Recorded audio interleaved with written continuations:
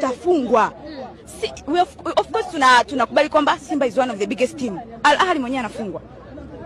Huyu tunayesema leo ni mbovu alimfunga I'm sorry, walicheza derby sijui na timu gani, mimi niliwaangalia.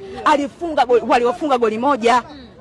Kwa is one of the best teams. Sisi kwenye kundi letu ni wagumu. Sisi tunasema Stade Malien tunawaweza. Jana wamedraw na Experience de Tunis, timu ya 4 sijui ya 3.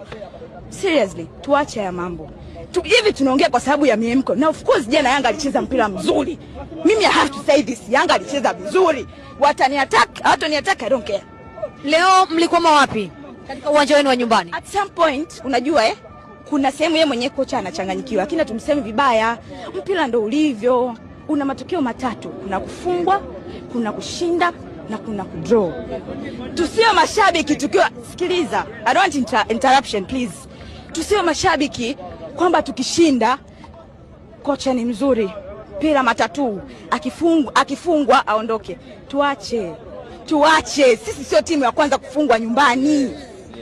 Nakumbuka last time tulifungwa na Raja Casablanca 3 na tukupita. Tulimtandika Vipers kwake. Tukaja hapa tukamtandika kwa kishindo. Yani tuache ya mambo. Sio kwa timu hii vipi? Mimi sitaki interruption na mtu. Sitaki. Timu hii ndio tulienda nao finali mwaka jana. Hao hatujui. Almost 14 players walikuwa wageni. Okay, Jefa, sijui Mkwala, sijui nani. Yani mimi nishukua tu nafasi kusema let's calm down. Yani mimi najua watu wamepanic kwa sababu jana Yanga amefunga. Instagram itaongea nini? Tuache. Yanga wamecheza vizuri. Mimi I have to admit this. Walicheza vizuri. Of course kuna sehemu kwa mfano alikosea alivyoanza na Joshua Mutale kwa sababu